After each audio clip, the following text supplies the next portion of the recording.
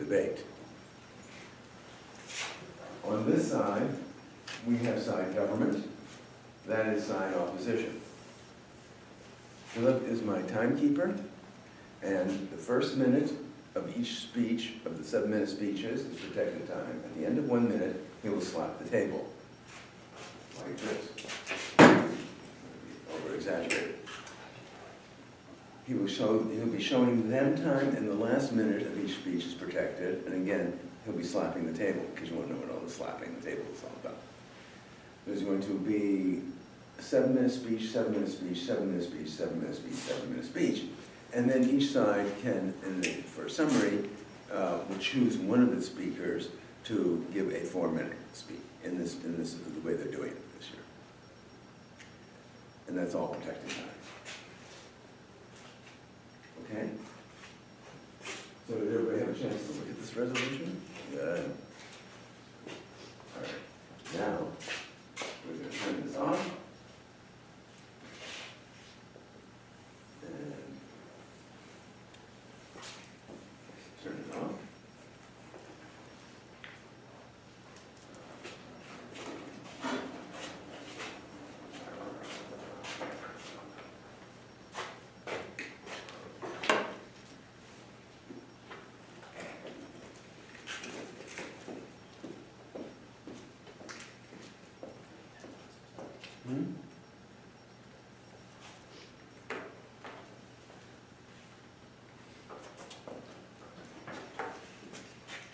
That cord's long enough. Okay.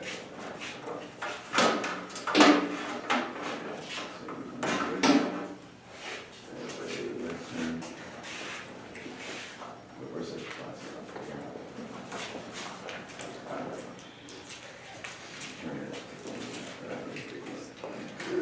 Okay.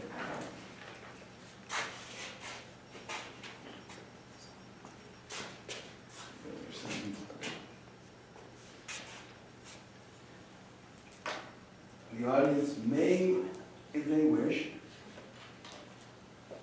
show approval by a significant point by tapping their desk in the approved way, which is having your palm on the table and your fingers. Otherwise, audience participation is not open. May I call the first speaker from side up?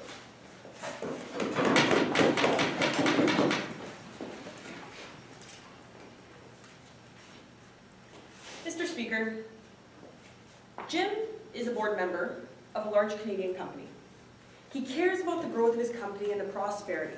He wants to make sure that he is trying to do the best to develop the company itself.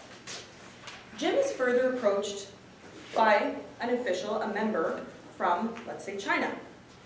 The man from China brings him out, wines and dines him, convinces him and tries to sway him in a direction towards possibly coercing with Jim and Jim's company and saying, we can give you some benefit, said benefit, not only to your company, but personal as well, if you agree with us.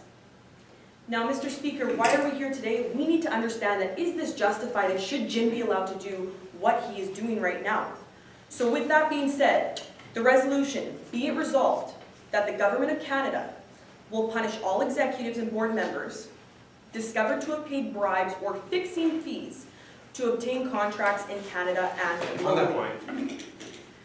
Now, by this, we should define it. Definition meaning the Government of Canada. Second point, defining punishment. This means the legal ramifications determined by the courts, this will be further fleshed out, based on the severity of the action taken. Bribes and fixing fees. Important point to be noted, this is the material transfer of wealth in secret with the expectation of something in return, without the approval of the company. Lastly, contracts. This is the legal business agreement between two companies, whether it be in Canada or globally. Now, Mr. Speaker, the points here brought up by side government. I'm going to flesh out the first one, my partner will flesh out the later two. First, We need to understand that the big picture here is that this is dealing with a principal agent problem. This is something that we have discussed many times in business schools. We have to refrain from dealing with the self-serving interest of the individual. We have to make sure that the actual outcome that the CEO and the governments are dealing with, the board members, the executives, are actually acting in the best interest of everyone as a whole, not just for self-serving purposes or to benefit themselves and not the company. Now, the second point would be to deal with the promotion of insider trading and an unfair advantage. This can lead to inefficiencies. This can lead to larger corporations dealing with deadweight costs, and my partner will deal with this issue as well. Third point is the responsibility for market participants. We need to understand that we need to cater to the best interest of society. And Mr. Speaker, these 2 points, the first being brought up of self-serving interest, and this second point of responsibility to market participants, deal with one and one. We need to understand that the importance overall is if we continue to let people like Jim go out and continue to act in a way that's not going to serve everyone overall, how is this going to benefit the companies and how is this going to benefit stakeholders in general? Okay, Mr. Speaker. We need to understand this. Now, I would like to finish my point by continuing that we need to understand how we are going to do this, the implementation, and I'm sure that's what you were trying to get at, but the implementation in general is dealing with this. Effective immediately, a law be placed for the actions as follows. First, we need to understand that this is going to be a court-determined action and repercussion based on the severity of the individual, whether this be a fine, whether this be jail time, and determined by a legal body. Secondly, we need to deal with the situation of what a bribe is defined as. As earlier, we had stated that is the material transfer of wealth in secret with the expectation of something in return without the approval of the company. Again, we really need to clarify. We have to make sure that the bribes, we are not sitting here, Mr. Speaker, and saying if you give me $5, that's a bribe and you're going to jail. That is not the point that we are trying to approach on-site government. We are trying to explain that in general, if there is a large self-serving interest where that specific amount of money could be put to better use within the company or for society as a whole, we have to deal with that. On that point. Now, let's recap what was stated. First of all, the bigger picture and why we are here is we need to make sure that we're dealing with the separation of ownership and management, and we need to make sure that those two are combined as one. We need to make sure that we are dealing with the key issue of this principal agent problem. Mr. Speaker, with that being said, we have dealt with 3 main points. First, the desire of the said individual should not be allowed to sway the markets altogether. We need to make sure that one person is not leading to a bigger problem. Second point, Mr. Speaker, is the responsibility to market participants. We have these businesses in place and we are dealing with them to cater to society. We should not be catering to the individual for self-serving purposes, okay? On that point. And for the third point, Mr. Speaker, another important issue is to promote insider trading and an unfair advantage. If we continue to allow this kind of behavior to rise, it's going to lead to inefficiencies. It's going to lead to large deadweight costs. And we cannot have this, Mr. Speaker. But you seem to disagree. But what about societies where we see that this is commonplace? When we're dealing with Canadian companies on a global scale, how are we going to allow them to compete if we're truly looking out for that societal-wide outlook? Mr. Speaker, this is not an issue of competition. This is not what we're saying. On-site government, we're not saying we should totally discern competition altogether. We shouldn't worry about, let's make sure. No, Mr. Speaker, competition is not the issue we're dealing with here. We're okay with that.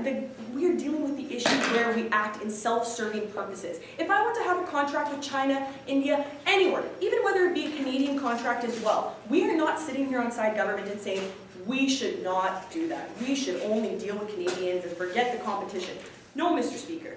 We are saying that if people are acting in self-serving interest, which is the exact opposite of competition and the point brought up by side opposition, that is not going to benefit everyone in the long run. That is not going to benefit companies, stakeholders, and all members of society. So, Mr. Speaker, with this being said, as we summarize, our implementation would be effective immediately, a law be placed for the actions as follows. A court time action, jail time, or possibly a fine. We have to make sure that the bribe is something that is not immaterial. It has to be a material sum that could cause an imbalance between the two. And lastly, Mr. Speaker, with the points brought up on side government and the implementation raised, we are proud to say that the resolution must stand.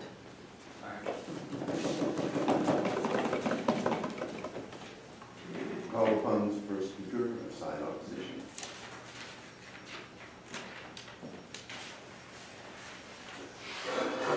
Thank you, Mr. Speaker. We were given a situation. Jim, the board member of a Canadian company, goes overseas to conduct business. There, a Chinese firm takes him out for dinner, wines him, dines him, and as a result, the Chinese company is awarded that contract. Under this resolution, Mr. Speaker, Jim has done nothing wrong. Jim merely accepted what they considered to be a bribe. And under this resolution, well, Jim can't be punished. Because as the resolution states, the government will punish all executives and board members discovered to have paid bribes, not those that accepted bribes. So, Mr. Speaker, Jim's fine. Jim's off the hook. So we're a little bit unclear why, for the entire case, they were talking about Jim. Mr. Speaker, there are actually more important points of contention that we have, ignoring this absolute flaw in their argument. And we have two key questions that need to be addressed by side government before we're willing to even engage further in this debate. First off, what is the actus reus of a bribe? And second off, what is the goal here? We heard a lot about them saying it's for the good of society, it's for the betterment of Canada. But Mr. Speaker, the reality is that this resolution doesn't actually solve any of those underlying problems. Underlying problems that, well, they failed to address because, to be perfectly honest, aren't that big of an issue. You have a speech later. So let's go into a little bit of a point-by-point refutation, and then I'm going to be building some of the key concepts that we're going to be bringing up on side opposition. I'll let my partners bring up Jim again because it's kind of funny. But anyways, moving on. They first said that a bribe is going to be defined as, a material transfer of wealth without company approval. Mr. Speaker, this is all well and good, but we actually have a lot of questions about that. First off, a material transfer of wealth. So, by their example, going out for dinner is this material transfer of wealth. Going out to perhaps a Jets game, or of course, writing a check. So, Mr. Speaker, I then beg the question, in 3 years, Josh and I are going to be colleagues in the legal community. We're both potentially going to be owning our own practices, and we're both friends. So if we go out for dinner with similar clients, and we wine and dine, whatever, was that a bribe? If we engage in further contracts in the legal community because of that dinner, was that a bribe, or was that simply two friends going out for dinner? What was the mens rea behind the action? And that's something that's going to be almost impossible to prove in the legal community and in the court system. At what point are we drawing the line between friends and colleagues going out for a meal or going out to a game versus somebody who's inherently morally wrong and trying to bribe a company for a contract? We have this massive gray area. Most people in business communities are colleagues and friends. So at what point are we drawing this very hard and fast line that suddenly, because I offered to take you out for dinner, I'm finding myself in court defending my mens rea or my intentions, for those that aren't sure the meaning? So at what point is that line drawn? Maybe they can answer. Did you miss in the definition when we said the line's drawn when it goes against what the company agrees with? Fantastic. So now if I want to take Josh out for lunch, I have to run it past my entire board of directors and my executives. And I have to justify that lunch in that interest. Mr. Speaker, they're laughing because they think I'm being facetious, but the reality is it's a very slippery slope, and that's what's going to have to happen. Because if I take somebody out for dinner, for a Jets game, and they all of a sudden don't have my best interests at heart, and they want to claim that I did it as a bribe, well, guess what, Mr. Speaker? According to this resolution, it may very well be. So all these collegiate interactions that happen in the business community are going to cease. Because one time, you're going to have that person that's undermining the spirit of this resolution or this legislation, and everyone is going to, quite frankly, get screwed over because of it. So, Mr. Speaker, that kind of goes into my first point there. Not only does it refute their whole best interests and whatnot, but it also builds up the question, what is the role of the government? The government is here to create certainty in contracts. And exactly what this does is create uncertainty. And my second partner is going to be talking more about this point. So, is it the government's job to regulate how a contract is formed, or whether the final contract is legal? And Mr. Speaker, we would contend it's the latter. The role of the government is to take a look at a final contract and to say, yes, you can execute this. You're not prostituting someone out. You're not doing something grossly illegal. This is sufficient. It's not the role of the government to go in and say, exactly how did you create this contract? Did you go for lunch? Did you buy them a bottle of wine? Mr. Speaker, that's not the purpose. And we don't want to have employees and people working for different companies have to run every single interaction that they have with the outside community past their board of directors, because first off, quite frankly, who has time for that? And second off, that's not the role of a board of directors. And we would ask you to please look into the role of the executives and the board members, and it's not to micromanage every single person in the company.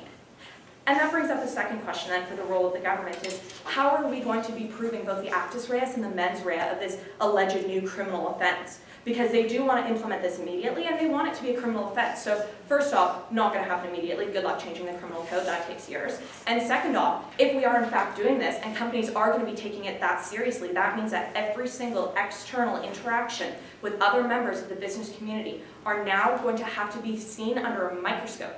And you're going to have to prove the action was a bribe, where we still have a lot of questions, and that the intention behind the action was a bribe and not a sincere gesture. And that goes into the second point then. What is a bribe?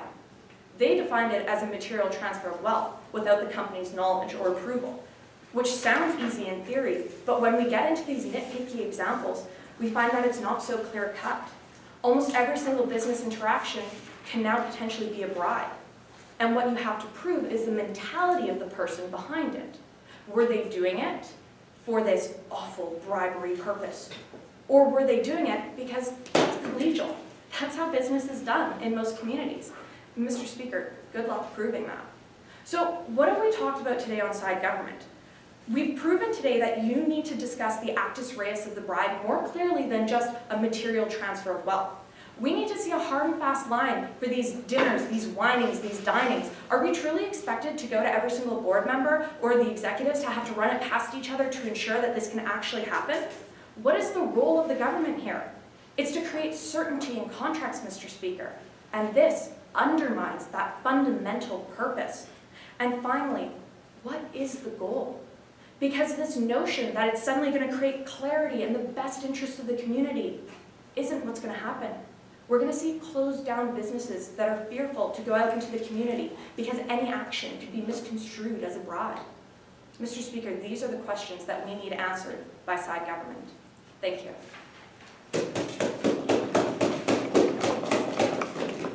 Call upon the second speaker for side government. Mr. Speaker, it would appear that there has been some significant misunderstanding, especially in relation to the story of Jim brought forth by our Prime Minister. And so, in my speech I will discuss the big picture at hand, I will discuss the misunderstanding at hand, I will discuss and refute the points, unfortunately, I guess in their misunderstanding, put forth by side opposition and try and correct them where they've gone wrong. And then I will begin to launch into the second 2 points of our constructive argument as stated by our Prime Minister. Now, the big picture here, and what this debate is really about, is should individuals, should executives and board members of firms in Canada be held personally accountable for back-channel dealings when attempting to secure contracts with other organizations? Currently, side government would argue that the status quo is not enough, and that sometimes there are exceptional circumstances in which these individuals should be held accountable for their actions and should not be removed from liability in these circumstances.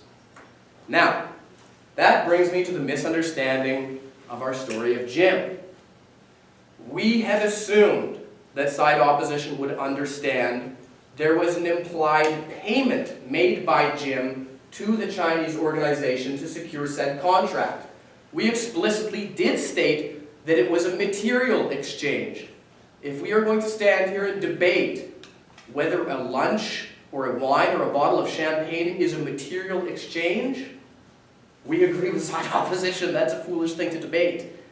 It was explicitly stated, a material exchange of wealth in secret without the approval of the organization in discussion.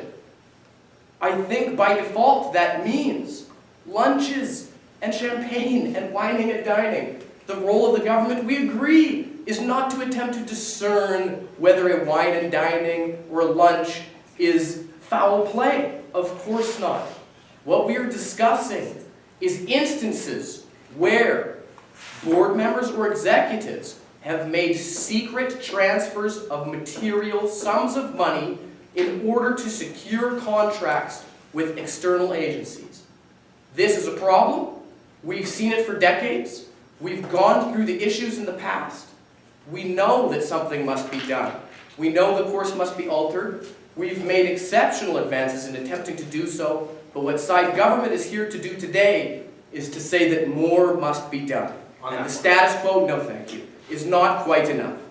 So, I will discuss some of the objections put forth by opposition, and I believe that in framing their misunderstanding and how they got it wrong from the outset, why those refutations they made unfortunately do not stand. What I'll also do is try and imagine if they had understood correctly what those refutations may have been and why most likely they're still not quite in line. So first, I'll allow it, yes? Sir, if you're proposing that the bribe was actually the contract that Jim entered into with the Chinese company, then is every contract not a bribe by your definition? No, again, I think there's a misunderstanding, so I'll be very clear and hold the hand in terms of describing it. The story that our Prime Minister outlined was a story of Jim who went to China. A potential client wined and dined him. The client then was paid a bribe by Jim to secure the contract between the two organizations. So that I agree, it was implied.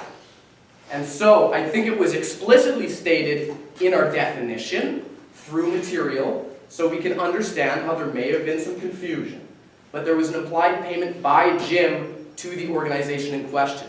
And those are the types of bribes we're talking about. The types of bribes where executives and board members make payments, material, in secret, without the approval of the company, in order to secure contracts. I will not take another one right now, unfortunately. Now, the refutations put forth and the constructive arguments put forth by side opposition had to do with uncertainty. What is the actual role of government? Whether or not a contract is legal is the actual role of government, and we would agree. There's the question of actus reus and mens reus, and they said, good luck with changing the criminal code. Well, if we are going to be complacent with the way that things are in society, we might as well not even be here today. If government can be if side opposition can be foolhardy enough to put forth the claim that because the criminal code is difficult to change and it takes years to do so, then we might as well not even try, I'm sorry, but I think we can all agree that that is foolish.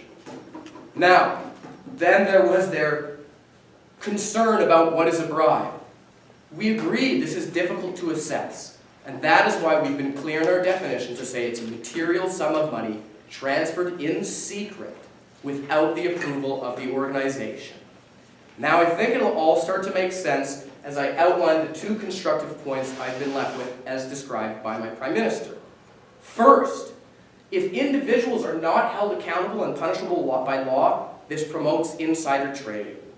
We know this to be the case. We've seen it in the past. We've seen numerous changes to the criminal code in Canada in order to respond to issues such as this. We have seen the disassembly of professional services firms post-Enron. We know where this leads. More must be done. When individuals who are executives and board members act in their best interests and try and sway markets and try and deal with back-channel dealings and insider trading, we know this creates deadweight contracts. Organizations that are at this magnitude undergo extensive lengths of due process, RFPs, engaging with many different firms to make sure that the best candidate is chosen to provide the contract to.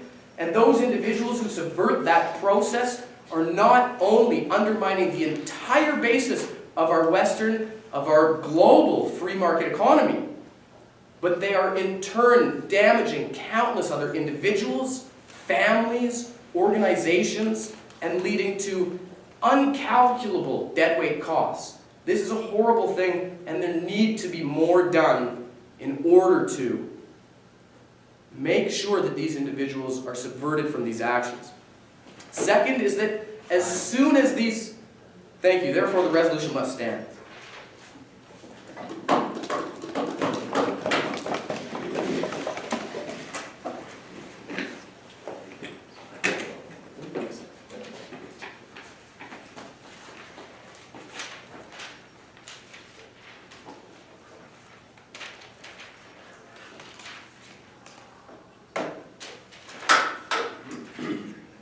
Mr. Speaker.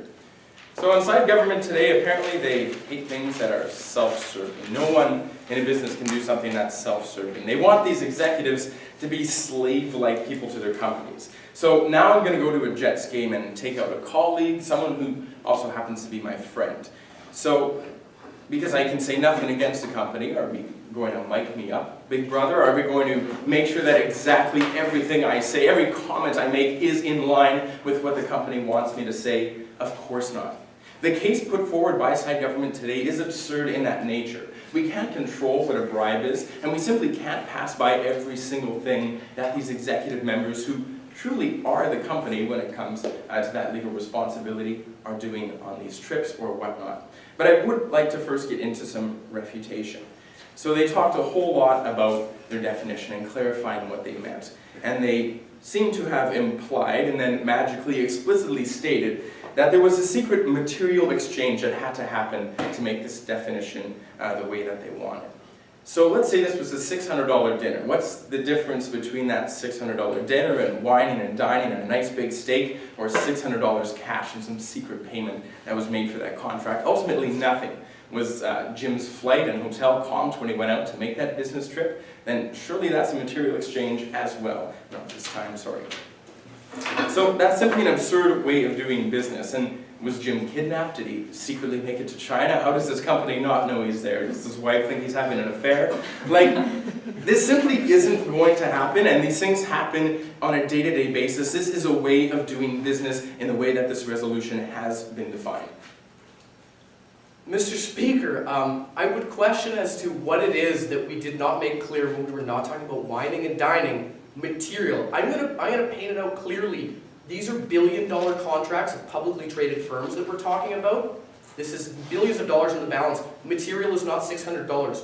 I would leave it up to side opposition to intelligently try to assess and tell us. So would you tell us what material isn't $600, then we're taking a billion-dollar company. Then surely like a few grand, several $1,000s, like, isn't that much to them as well? Where do we draw the line for what's material? We keep harping on the fact that this debate is so hard to define based on what side government has given us, that we can't actually know what a bribe is, and therefore, as I'll get to, can't actually know what a contract is. Yet now we don't even know what is a material bribe. They seem to have explicitly stated a straightforward definition, yet now $600 cash is a material. I don't know about you and me, but I think $600 cash is pretty material to me. So now, when we're looking legally, executives are the company. So when we're talking about announcing this to the company, are we sending it out in a company newsletter? Is it like, oh, Kim has her 10th anniversary, and by the way, Jim in China accepted a dinner and did a contract on this. Now, they talked about the government's role and how it is their role to go in here and make sure that these inefficiencies aren't occurring in these businesses by people accepting these bribes that are against the company lines. But of course, they mentioned this was all foolish, but it's foolish to think we can immediately change that criminal code, as they even acknowledge. And it's not the government's role to control those inefficiencies. It's simply a way of doing business. It's the way many things get done. Yes, oftentimes things aren't publicized. If you go for dinner, it's not going to be publicized to the whole company. That's not simply the way it works, and we'll see more of that as we get into my case. And I'll talk about two main points here, both internationally and domestically, the effects that we will see on Canadian businesses. So if we look internationally, outside of Canada, bribes are pretty often commonplace. It's a way of life, it's simply a way of doing business. Now especially, we look towards Southeast Asia. What we might consider a bribe in Canada, that would be considered a sort of expected gift. It's something that's expected when you accept that contract, when you enter into these negotiations.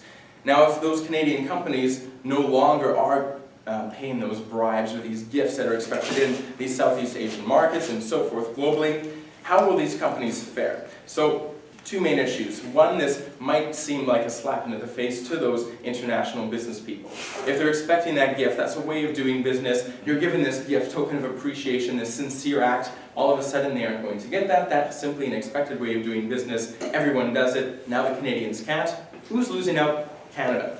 Secondly, of course, with this, we're destroying Canadians' ability to compete globally when all of a sudden we can't have these gifts overseas. Internationally, again, this is a sign of sincerity. This is that connection, that business relationship, and the government simply can't regulate this overseas.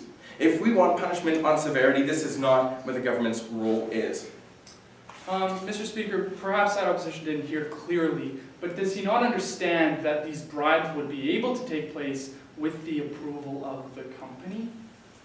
But you see, without the approval of the company is a dinner. It is going out, taking an executive. An executive, in many cases, is the company. How are we going to run this by a company? An executive, that individual is representing the company. If we have an agent, a salesperson overseas, they're representing them. How do we control what is represented by the company, what is cleared by the company? If an executive is in such a controlling power that they are the company in that sense, we have no one to run it by. These are individual dealings. That's simply the way business works.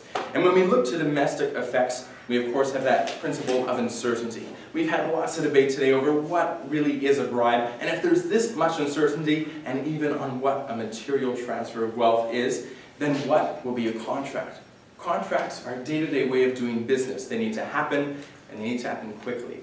Now, are we going to wait to see if something was run past a business to sign a contract? Are we going to see if everything said at that dinner was exactly in company line before we sign that contract? Of course not. There will be so much uncertainty in these contracts.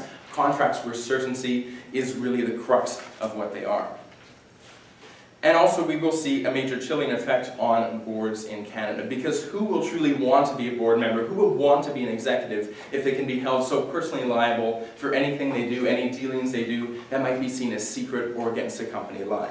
How convenient now for a big company to hold one individual so responsible for something that they think goes against a company line. Anything can be spun at this point. The companies can say what they want. All of a sudden now the government's proposing that, oh, the company didn't like the way something turned out. Oh, no, that executive did something against the company line. Now they're a criminal. That's simply not the way the government can act. We can't change that and make that drastic of a change to hurt these individuals and hurt companies in the end, because really who would want to be a part of these institutions? And for the reasons that we have brought forth on side opposition, we're proud to oppose.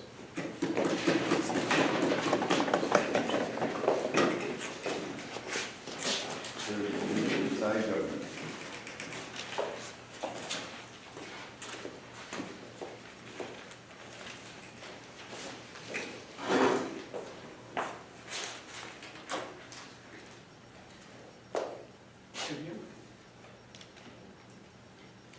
I can't wait to begin speaking and to clear the air with two speeches of just clear misunderstanding, Mr. Speaker. There's many things that need to be addressed, and hopefully, by the end of this refutation of every single point of contention brought forth in the debate today, you'll be left with a little bit more clarity. Okay, before I get into the refutation of everything that was said on side opposition, what I'm going to do is bring it back to the Prime Minister's speech and relay the definition of a bribe. That's been twisted, it's been turned, but I'm going to make it very clear and easy for everybody here. Okay, a bribe as defined by the Prime Minister is a material transfer of wealth in secret, important, in secret, without the approval of the company. And here's what's been forgotten through every speech so far, with the intent of gaining something in return. Not sure if that was missed, but they went on two different speeches misquoting us, and we want to bring it back to that. Because this thought of Jets games, oh, I just want to hang out with Bill on the weekend, you know, we're great friends, I want to go out for a barbecue, oh, should I bring the coil? I don't know, should I buy the gasoline? I don't want that to be a bribe. No, if you're not expecting something in return, if you're just, no, I'm sorry, you have a speech later on. If you're not expecting something in return, what's the big deal? We've made it very clear, but if you need even more clarity, we'll get into every single point brought forth. Okay, I'm going to start from the leader of the opposition. They brought up the actus reus. This is very important to consider when looking at a debate as such. Where do you draw the line? And if I need to be even more clear, I will be. When you're doing it in secret, going against the company, that's where the line is drawn. Side opposition has spent two speeches trying to take you down this misguided path of the everyday average Joe, oh, he's not going to be confident anymore. No! If we want to talk about what this debate is about, Mr. Speaker, it's about these backdoor million-dollar deals in the sole interest of an individual executive or a board member. That's where the problems truly lie. The problems don't lie in these small little backdoor things that they're trying to lead you down. What's really important are these individuals that are going against the interest of the company, using the company for their connections to get to these people in China, to make these backdoor deals that sometimes go against the company's success. That is the most important part of this debate, and hopefully we can focus back to it, Mr. Speaker. Okay, the actus reus, where you draw the line, I hope it's clear. Now we'll move on to this idea of going through the hoops leads to uncertainty, which is so bad because we need people to feel easy, we need people to feel okay, we don't want people to feel stressed out. What's wrong with a little bit of due diligence? We think that this is important. We don't want people, executives, individuals, to be able to think they can go across the country on the company's dime, do whatever they want out there, spend however much money they want, all with the sole interest of benefiting themselves, not even the company. We think there needs to be a little bit of due diligence. We think that it's important, Mr. Speaker, to be able to hold a little bit of accountability. That's all we're asking for. Just a little bit of accountability to make sure that things are staying within the company's best interest. That's all. So this idea of going through the hoops leads to uncertainty, which is bad, not important, irrelevant to the debate. Moving on, I'm going to bring it back to this idea of lunches and Jets games that are harmless, shouldn't matter. But again, I'm going to bring it back. We explicitly define that. A bribe is something with the interest of gaining something and an expectation, something in return. I want to do something for myself to better myself. Going out harmless, going out to a Jets game, you're not doing that. You're just watching the Jets game, you're watching the NHL. We don't think that that's relevant, but still you seem to disagree. Sir, if you take a client to the Jets game, are you doing it for your own self-interest if you feel that will lead to more business? Yeah, great. If you're taking a client to the Jets game, they could be friends, they could not be friends. But what's the harm, Mr. Speaker, in letting your CEO know? If you're working closely with that client, if you're ready to close a deal, what's the harm in telling your executive, hey, I'm going to be going to the Jets game with the client tomorrow? Is that such a bad thing to do? In fact, when you do that thing, which might seem a little bit small, it's important because the other vast array of things, like the big backdoor deals in China that we're talking about, don't get ignored. What's the big deal? What's the harm in telling your co-workers if you're going out with a client? We don't think that that's such a unnecessary hurdle to jump through. And furthermore, we see that as irrelevant to the debate. Okay, moving on from this Jets game idea, this isn't what the debate is about, Mr. Speaker. We're now going to get down to probably one of the most important areas in this debate. Really, what's the role of the government? It's direly important. We need some clarity. And side opposition would come up here and tell you that it's only to care about the contract. Not how you achieve the contract. Not what the adverse effects are of the contract, but just, do you have a contract, yes or no? And we think that this is so misguided. And we'll explain why. When you only care about the physical legal document, you're ignoring all the implications that follow through with that. If you want an example, it's been stated, but insider trading, what is it and why is it important?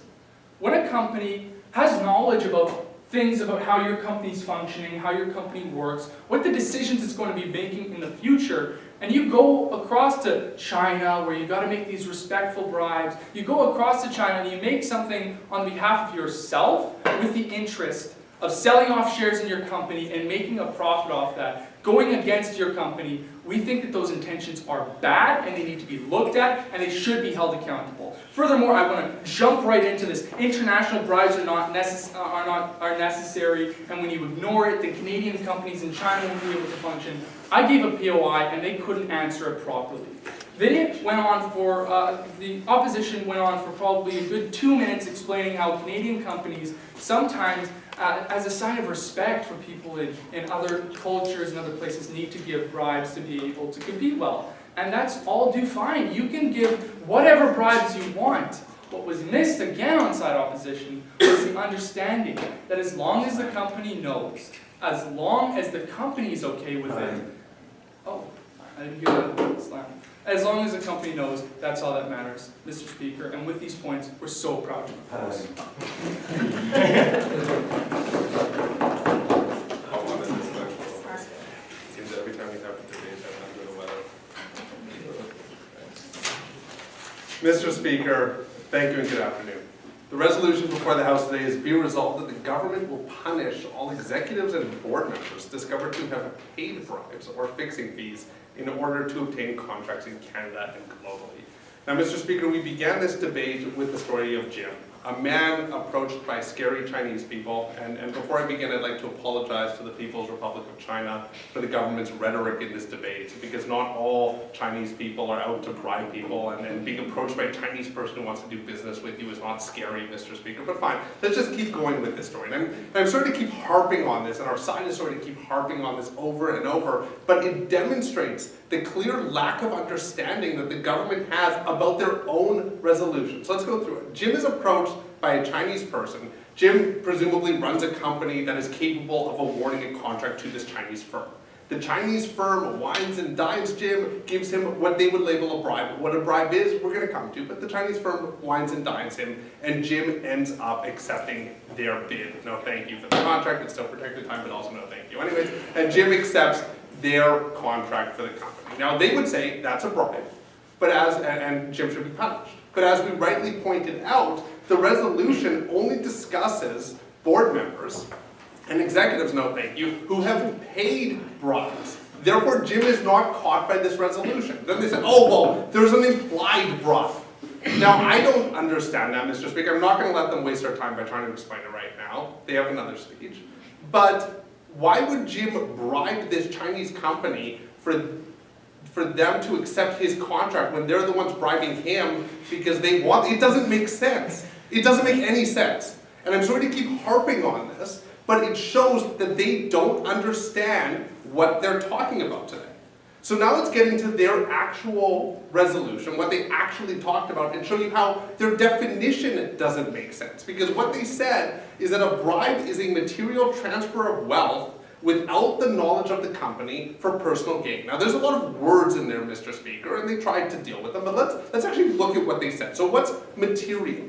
What constitutes a material transfer of wealth? They didn't tell us. They said, well, clearly a jet ski is not a material transfer of wealth. And you know, there's a great Supreme Court of Canada case dealing with the difference between art and pornography. When the Supreme Court said, what's the difference? We'll know it when we see it.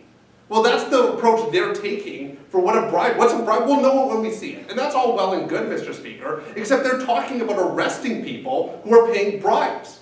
And I'm unwilling to let a resolution pass today, Mr. Speaker, where people can go to jail and we don't even have the crime properly defined. So what is what is a material transfer of wealth? They stood up in a point of information during my colleague's speech and said, that's for you to tell us. You tell us what's material. Well, I'm sorry, Mr. Speaker, but that's not for us to tell. We're the opposition. They defined this resolution and did not provide us with a proper definition. So maybe in their last speaker, once we're done refuting, we do have one left, maybe finally they'll tell us what a material transfer of wealth is. Good. Then they said that a material transfer of wealth for personal gain is a bribe. Well, what does that mean? Why does anybody do anything but for personal gain? If you take your client to a Jets game, a client of your firm, let's say your investors group, and you take a good client to a game, is that for personal gain? You might say, oh, his breath smells a little bit and he talks too much, but you know what, he's a good client of the firm, I'm going to take him to the game. Is that for personal gain? Is the government going to have to start parsing through how anybody thinks about anything before choosing to be benevolent to somebody? No, thank you. That doesn't make any sense. So the second part of their definition doesn't make any sense. But then finally they said, no, you have it all wrong. The real issue is if it's without the knowledge of the company. Now what does that mean? Because they said, well, all you have to do is if you're going to the Jets game, run it by the executive of your company and have them approve. But Mr. Speaker, the resolution is that the government will punish executives discovered to have paid bribes. So clearly an executive is not the proxy for the company, because if an executive takes someone to a Jets game, then the executive of the company knows, but they still want to punish them. So who's the company? Is it the consent of the shareholders? Before you take anyone to a Jets game, do you have to pass a shareholders resolution? And if you're a company like Procter & Gamble, do you have to round up 100,000 discrete people across the world to ask for their approval before taking someone to a Jets game? That doesn't make any sense, no thank you. So Mr. Speaker, the resolution that they came up with doesn't make any sense, but then they say, and this is the kicker, they stand up before you and say that bribes undermine the very fabric of our society. They place smaller firms at a disadvantage vis-a-vis larger ones, and that's why they should be outlawed. But then they say, but if your bribe is approved by the CEO of your company, that's fine. What? What? That doesn't make any sense. That they're saying as long as you approve internally this action that we're calling criminal and horrendous and contrary to the fabric of our society, no thank you, as long as you go through some internal rigmarole and approve that, that's fine. Mr. Speaker, that is absolutely absurd. That's absurd. So now I'm going to sum up what we spoke to you about today, because it's important that we have some clarity here. Now we talked about that the purpose of government in commercial contracts is to ensure certainty of contract. It's not to regulate morality unless you're contracting to do something illegal, which absolutely the government should step in and prevent. But it's not to look at the bona fides of the parties entering into the contract and say, do we agree with this? We certainly support a policy internally in companies that says we don't agree with bribery. That's fine. In a perfect world, there would be no bribery. But Mr. Speaker, the job of government is to ensure that parties can trust the piece of paper that their contract is written on and serve on boards of directors and as executives of companies without fear of having the government step in and arrest them because they took someone out for dinner, because they did what might be considered a bribe, even though that term has not been defined. So Mr. Speaker, in the interest of maintaining certainty of contract and ensuring that people can serve on boards of directors and as executives of companies without fear of repercussion by a government that has clearly overstepped its mandate, the resolution surely must fall today. Thank you. Thank you. I will now call on side opposition for a summary speech. 4 minutes at a time. To be perfectly honest, Mr. Speaker, this speech is going to be incredibly redundant. This debate has come down to the definition, which we still don't know what it means. So to be, again, perfectly honest, we kind of need them to stand up again and redefine it for a 4th time. So with that being said, let's just kind of go into a big picture summation where we have 3 questions that still stand. Humorously enough, they are the exact same 3 questions that I initially stood up and asked because they still haven't been answered. So, Mr. Speaker, what is the actus reus of a bribe? So we had side government 3 times try and stand up and make explicitly clear for us what exactly they mean. They threw out the words material transfer of wealth. They said unapproved by the company or in secret. And they went on to say that you needed this approval in order for it to not be a bribe. Well, Mr. Speaker, that's all well and good, but we don't know what a material transfer is. Is a $600 lunch for a small to medium-sized company a material transfer? Is an $800 lunch a material transfer? Is a $1,500 lunch a material transfer?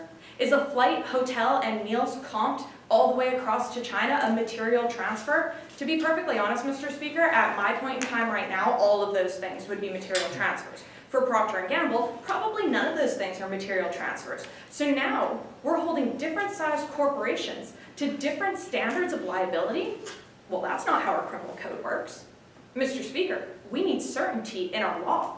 And they tried to laugh it off and say, oh, haha, what's wrong with a little bit of uncertainty? Well, Mr. Speaker, it's the difference between me going to jail and me paying a $20 fine.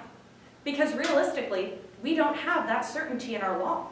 And uncertainty in contracts and uncertainty in our legal system undermines the very fabric of our country.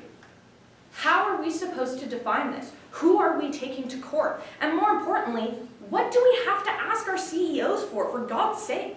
If we're actually expected to have to contact the CEO of a company every single time you may subjectively believe something is a material transfer of wealth so that it's not in secret, Mr. Speaker, you're going to need a CEO that's just doing that and literally nothing else. But then they went on to say, well, this only matters for the big things, Mr. Speaker, because bribes, the big ones, that's what undermines business. Fantastic, Mr. Speaker. So now if a VP of finance at a company is approached and they're told that A company will cut them a $60,000 check personally if they make sure that this account goes through. Well, that's a bribe. But if the VPF goes to his board and says, hey, I'll split it with you 5 ways, guess what? We're all good. That's legal. And that somehow is not undermining the very fabric of businesses in our society. There's a complete contradiction here. Just because you get the approval to do something, Mr. Speaker, does not make it morally okay. So if we want to take a moral argument, well then no bribes should be allowed whether or not they're approved. Or if we want to take a logistical argument, well then if you get the approval, bribes aren't that bad, and they're saying that it's acceptable. So again, with this actus reus and the logistics of the resolution, it doesn't make sense, and any point that they brought up is easily countered by one of their own points. So, Mr. Speaker, with this unclarity and uncertainty in the law, it simply can't pass. It's not going to be passed immediately because we've already spent an hour trying to figure out what they're trying to pass, and it's certainly not going in the criminal code because then guess what? Tomorrow we may all be arrested. Or if I have a personal vendetta against a company, I'm going to ask them to take me out for lunch because guess what? Bribery. Mr. Speaker, this doesn't make sense fundamentally, and it's for these reasons that the resolution absolutely must not stand. It's for the reasons that we brought up that I'm going to list off as soon as I flip my page 3 times. The role of the government, the question of what a bribe is, the question of, on a global scale, how are we to act, and finally, the question of the board members and executives themselves. It's for these reasons, Mr. Speaker, that the resolution before the House today must, and most indubitably, will fall. Thank you. Summary speech from Psycho.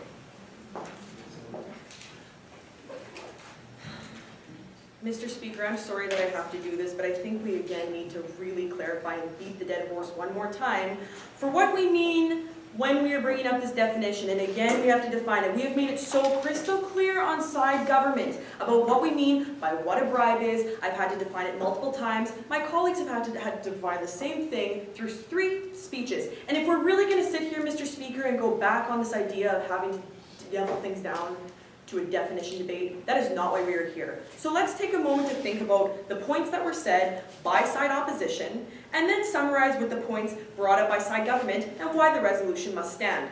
First, let's think about this. This idea, again, Mr. Speaker, I apologize for bringing this up, but we have to discuss the whining and dining and the Jets game and beating the dead horse. Mr. Speaker, when it was brought up in the Prime Minister's speech, this was simply an act of showing one thing can lead to another. So if we're going to sit here and we're going to be wined and dined and have all these little fun things going on, what's going to happen later on? If we know, if this individual knows, regardless of where they're from, I'd like to bring that point up as well. It doesn't matter that we bring up the Republic of China. We could bring up any country, any place. We can even bring up Canada if we want to, if that makes it a little bit better.